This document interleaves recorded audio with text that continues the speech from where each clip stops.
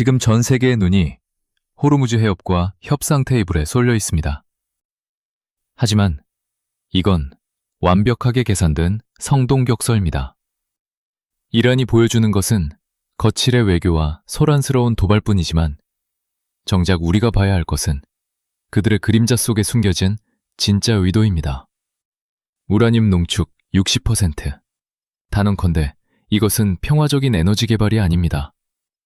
그것은 언제든 버튼 하나로 세상을 위협할 수 있는 실체적인 공포이자 서방 세계를 향한 가장 강력한 협박장입니다. 협상장에 나온 사람들은 결정권자가 아닙니다. 오늘 우리는 이 혼란스러운 뉴스의 이면을 파헤치고 테헤란의 진짜 주인이 누구인지 그리고 그들이 무엇을 노리고 있는지 냉정하게 분석하겠습니다. 협상은 대등한 위치에서 이루어져야 합니다. 하지만 이란과의 대화는 시작부터 잘못된 전제를 깔고 있습니다. JD 벤스 부통령이 아주 날카로운 지적을 했습니다. 우리가 푸틴이나 시진핑 혹은 김정은과 대화할 때는 적어도 그들이 결정을 내릴 수 있는 실권자라는 확신이 있습니다. 그러나 이란은 다릅니다. 우리가 텔레비전에서 보는 이란의 대통령은 그저 행정관리인에 불과하며 국가의 중개사를 결정할 권한이 전무합니다. 외무장관조차 최고 지도자의 의중을 전달하는 앵무새일 뿐입니다. 이 기형적인 권력 구조가 바로 서방 세계가 겪는 좌절의 근원입니다. 협상 테이블에 앉아있는 사람에게는 약속을 이행할 힘이 없고 정작 모든 것을 결정하는 최고 지도자 아야톨라 하메네이는 절대 모습을 드러내지 않습니다. 그는 1979년 혁명 이후 신정일치라는 면분 아래 절대 권력을 휘두르면서도 단 한 번도 서방 정상과 직접 마주한 적이 없습니다. 그는 오로지 어둠 속에 숨어 교시를 내릴 뿐이며 국제사회의 비난이나 정치적 책임으로부터 완벽하게 격리되어 있습니다. 이것은 매우 교묘한 전략입니다. 전면에 나선 정부 관료들이 서방과 웃으며 악수하고 합의안을 작성하더라도 최고 지도자가 뒤집으면 그만이기 때문입니다. 이란의 정치 구조는 책임은 아래로 떠넘기고 권한은 위로 독점하는 완벽한 불균형 상태입니다. 따라서 서방의 외교관들이 빈에서 혹은 오만에서 밤을 새워가며 협상 문구를 다듬는 것은 사실상 시간 낭비에 가깝습니다. 진짜 결정권자는 그 시간에 다른 계획을 세우고 있기 때문입니다. 하메네이가 쥐고 있는 권력은 단순한 정치적 힘이 아니라 종교적 신성함으로 포장된 절대성입니다. 그가 핵무기를 만들지 않겠다고 선언했다는 종교적 칙령, 즉 파트와가 서방 세계를 얼마나 오랫동안 기만해왔는지 직시해야 합니다. 최고 지도자의 말 한마디가 헌법보다 상위법인 나라에서 그가 마음만 먹으면 파트와는 언제든 휴지 조각이 될 수 있습니다. 우리는 지금 유령과 협상을 하고 있는 셈입니다. 실체가 없는 정부와 대화하며 평화를 기대하는 것은 순진함을 넘어선 직무유기입니다. 그리고 이 그림자 통치의 가장 큰 피해자는 결국 국제 안보가 될 것입니다. 권력자가 숨어 있다는 것은 그가 숨기고 싶은 무언가가 있다는 뜻입니다. 과연 그가 어둠 속에서 필사적으로 지키려는 것은 무엇일까요? 그것은 바로 전 세계를 인질로 잡을 수 있는 핵무기 개발의 완성입니다. 숫자는 거짓말을 하지 않습니다. 특히 우라늄 농축도 60%라는 수치는 이란의 의도를 보여주는 가장 명백하고도 소름 끼치는 증거입니다. 이반론적인 원자력 발전소 가동을 위해서라면 고작 3%에서 5%의 농축 우라늄만 있으면 충분합니다. 그런데 이란은 굳이 막대한 비용과 국제적 고립을 감수하며 이 수치를 60%까지 끌어올렸습니다. 단언컨대 민간용 에너지 개발에 60% 농축 우라늄은 아무런 쓸모가 없습니다. 이것은 오로지 단 하나의 목적, 바로 핵무기 제조를 위한 중간 단계일 뿐입니다. 더욱 두려운 사실은 60%에서 무기급인 90%까지 도달하는 과정이 기술적으로 매우 짧고 간단하다는 점입니다. 전문가들은 이미 이란이 마음만 먹으면 불과 몇 주 안에 핵탄두 제조에 필요한 고농축 우라늄을 확보할 수 있다고 경고합니다. 기술적 장벽은 이미 무너졌고 남은 것은 정치적 결단뿐입니다. 그런데도 최고 지도자 하메네이는 핵무기 개발은 이슬람 교리에 반하는 죄악, 이란은 종교적 측령, 즉 파트와를 내세우며 전 세계를 안심시켜왔습니다. 하지만 이것은 시아파 교리에 존재하는 타키야, 즉 생존을 위해 자신의 신앙이나 의도를 숨기는 위장 전술의 전형입니다. 목적을 달성하기 위해 거짓말을 허용하는 그들의 종교적 논리 앞에서 서방 세계의 순진한 믿음은 철저히 유린당했습니다. 전직 이란 외무장관조차 우리가 60%까지 농축한 것은 미국에 맞서기 위한 지렛대였다고 시인하지 않았습니까? 그들의 말은 평화를 외치지만 그들의 손은 이미 기폭장치 위에 올라가 있습니다. 더 심각한 문제는 이 위험천만한 물질들이 어디에 숨겨져 있느냐는 것입니다. 포르도와 나탄즈에 건설된 핵시설들은 단순한 연구소가 아닙니다. 그곳은 산맥 깊숙한 지하에 건설되어 웬만한 공습이나 벙커버스터로도 파괴하기 힘든 난공불락의 요새입니다. 상식적으로 생각해 보십시오. 정말 평화적인 전력 생산이 목적이라면 굳이 산을 뚫고 수백 미터 지하에 요새를 건설할 이유가 있겠습니까? 그들이 60% 농축 우라늄을 손에 쥐었다는 것은 이제 협상 테이블 위에 권총을 올려놓았다는 뜻과 같습니다. 하지만 총을 가진 강도는 방아쇠를 당기기 전 자신의 요구를 관철시키기 위해 반드시 인지를 필요로 합니다. 핵무기라는 총을 든 이란이 선택한 다음 카드는 무엇이었을까요? 그것은 바로 호르무즈 해협을 지나는 무방비 상태의 선박들이었습니다. 역사는 언제나 소름 끼치도록 반복됩니다. 1979년 테헤란 미 대사관 인질 사건을 기억하십니까? 당시 이란은 외교관들을 인질로 삼아 미국을 벼랑 끝으로 몰아넣었습니다. 그리고 40여 년이 지난 지금 그 낡고 잔인한 수법이 호르무즈 해협에서 다시 부활했습니다. 혁명 수비대가 유조선 2척을 납포하고 15명의 외국인 선원을 억류한 것은 우발적인 사건이었습니다. 하지만 이란은 이 사건을 입병해 외국인 선원을 억류한 것은 우발적인 사고가 아닙니다. 그들은 100만 리터에 달하는 연료를 밀수했다는 혐의를 씌웠지만 진짜 목적은 서방 세계의 숨통을 조이는 것입니다. 에너지 동맥인 호르무즈 해협을 언제든 끊어버릴 수 있다는 무력 시위이자 협상력을 극대화하기 위한 인질극입니다. 만약 이 15명의 선원 중에 단 한 명이라도 미국 시민이 포함되어 있다면 이것은 단순한 납포를 넘어선 선전포고나 다름없습니다. 더욱 충격적인 것은 이란 정권의 이중성입니다. 납포작전이 벌어지던 바로 그날 아침, 이란 감옥에서는 15명의 수감자가 형장의 이슬로 사라졌습니다. 불과 일주일 전 이란 외무장관이 미국 방송에 출연해 우리는 사형을 집행할 계획이 없다며 온화한 미소를 지었던 것을 기억하십니까? 그의 발언은 전 세계를 향한 뻔뻔한 거짓말이었습니다. 한 손으로는 평화를 약속하고 다른 한 손으로는 자국민을 처형하며 외국인을 납치하는 것. 이것이 바로 이란식 인질 외교의 소름 끼치는 민낯입니다. 그들은 사람의 목숨을 협상 테이블의 칩으로 사용하는데 주저함이 없습니다. 국제법도 인권도 그들에게는 서방을 압박하기 위한 도구일 뿐입니다. 하지만 테헤란의 전략가들이 간과한 결정적인 변수가 하나 있습니다. 과거의 미국 대통령들은 인질의 안전을 위해 물러서거나 타협을 선택했을지 모릅니다. 그러나 지금 백악관의 주인은 전통적인 외교 문법을 따르는 사람이 아닙니다. 상대가 강하게 나오면 더 강력한 힘으로 짓밟아버리는 예측 불가능한 승부사.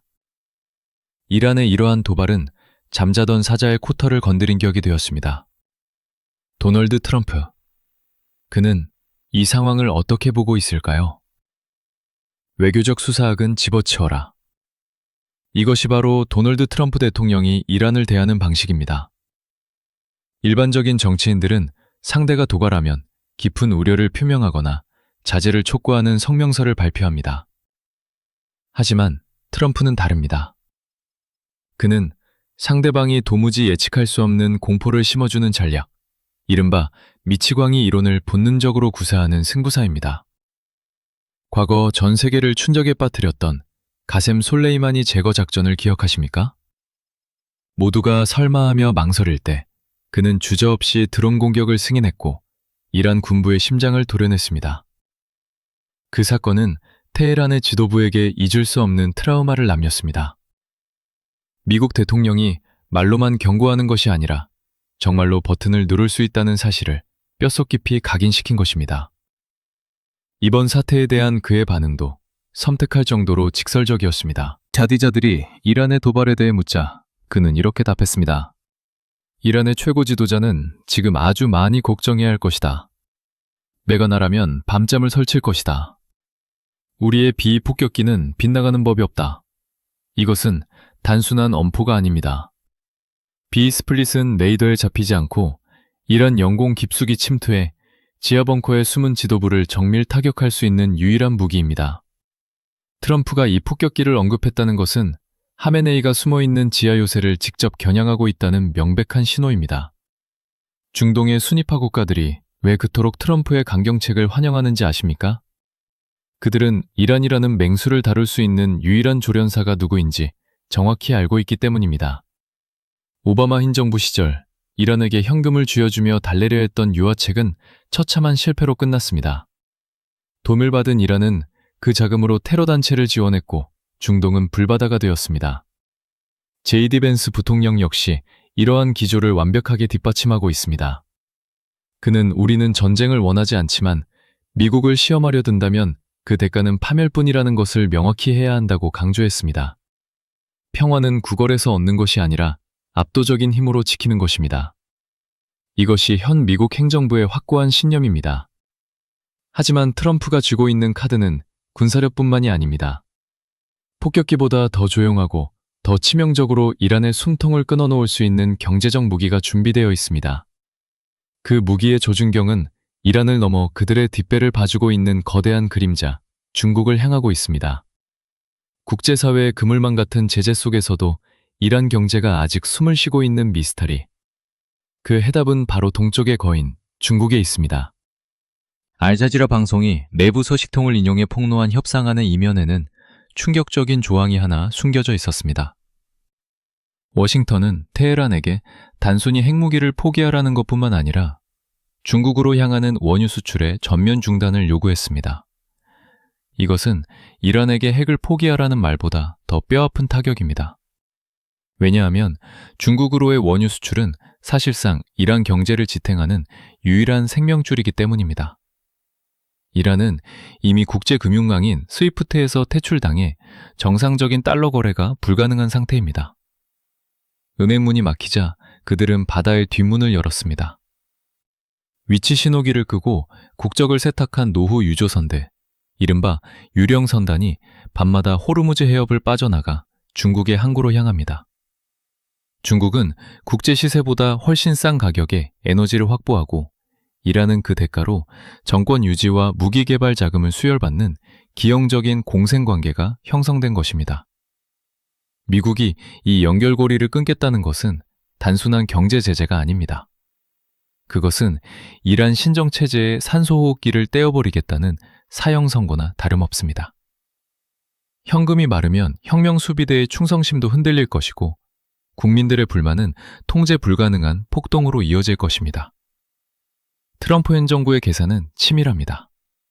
군사력으로 위협하고 경제적으로 고립시켜 이란이 스스로 무너져 내리게 만드는 고사작전입니다.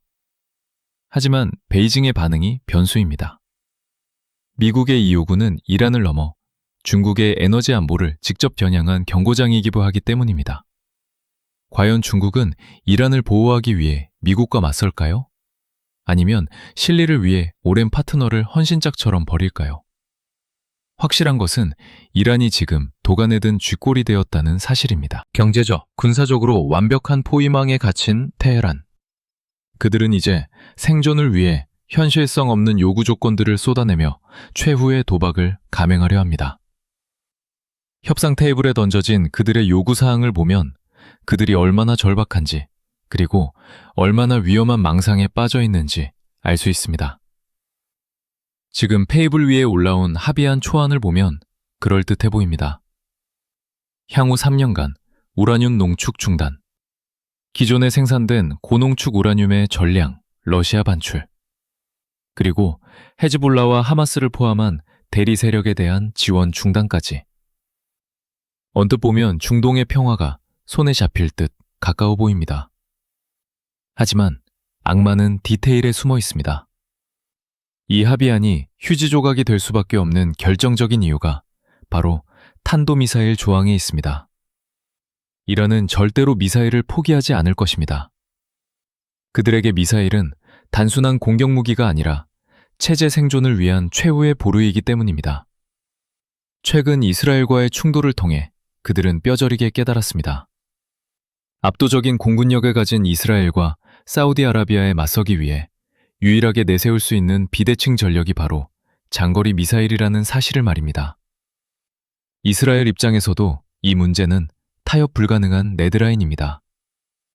핵탄두를 싣고 텔아비브를 타격할 수 있는 미사일을 그대로 둔 채 핵 프로그램만 동결한다는 것은 눈 가리고 아웅하는 격입니다. 결국 양측의 입장은 평행선을 달리고 있습니다. 미국은 완전하고 검증 가능한 비핵화와 미사일 폐기를 요구하지만 이란은 이를 무장해제이자 항공요구로 받아들입니다. 이것은 마치 북한이 핵무기를 포기하지 않고 벼랑 끝 전술을 구사하는 것과 놀라울 정도로 흡사합니다. 이란 역시 북한의 생존 방식을 철저히 벤치마킹하고 있습니다. 핵과 미사일을 손에 쥐고 있어야만 강대국과 대등한 협상을 할 수 있다는 위험한 믿음이 그들을 지배하고 있습니다. 그렇기에 이번 협상은 처음부터 성공할 수 없는 운명을 타고났는지도 모릅니다. 한쪽은 생존을 위해 칼을 버리라고 하고 다른 한쪽은 칼 없이는 죽음뿐이라고 외치는 상황. 이 교착 상태가 길어질수록 전우는 더욱 짙어지고 있습니다. 평화적인 해결책이 보이지 않을 때 강대국이 선택할 수 있는 옵션은 그리 많지 않습니다. 대화가 멈춘 곳에서 군화발 소리가 시작되는 법입니다. 미국은 이미 말보다 행동을 준비하고 있습니다. 말이 통하지 않을 때를 대비한 침묵의 행군이 시작되었습니다. 중동은 지금 거대한 화약고로 변해가고 있습니다. 페르시아만으로 속속 집결하고 있는 미국의 항공모함 전단과 최첨단 전투기들은 단순한 훈련용이 아니라 실전 배치 상황을 방불케 하는 살벌한 긴장감을 조성하고 있습니다. 이것은 트럼프 행정부 특유의 힘을 통한 평화 전략이 최고조에 달했다는 신호입니다. 협상 테이블에는 외교관을 보내지만 그들의 뒤에는 언제든 발사명령을 기다리는 압도적인 군사력이 버티고 서 있습니다.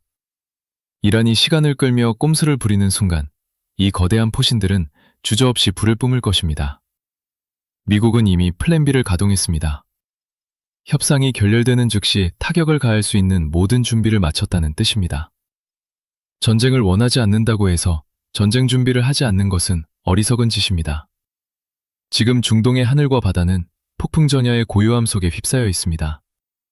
그리고 그 고요함 끝에는 파멸적인 굉음이 기다리고 있을지도 모릅니다. 또 오늘 우리는 이란의 이중적인 가면 뒤에 숨겨진 차가운 진실을 목격했습니다. 그들은 평화를 이야기하면서 지하 벙커에서 핵무기를 만들고 외교를 논하면서 인지를 잡는 위험한 도박을 벌이고 있습니다. 최고 지도자 하메네이는 어둠 속에 숨어 책임을 회피하고 있고 60% 농축 우라늄이라는 시한폭탄의 초침은 멈추지 않고 돌아갑니다. 분명한 것은 시간이 우리 편이 아니라는 사실입니다. 이란이 핵무기를 손에 넣는 그 순간 중동의 균형은 무너지고 전 세계는 걷잡을 수 없는 핵 도미노 현상에 빠지게 될 것입니다. 과연 트럼프 대통령의 압박 전술이 이 폭주하는 기관차를 멈춰 세울 수 있을까요? 아니면 결국 파국적인 충돌만이 유일한 해결책이 될까요? 선택의 시간은 얼마 남지 않았습니다. 여러분의 생각은 어떠십니까? 전쟁을 막기 위한 최후의 수단은 과연 무엇이라고 생각하시는지 댓글로 의견을 남겨주십시오. 맨철한 시선으로 세상을 읽는 뉴스24시였습니다. 감사합니다.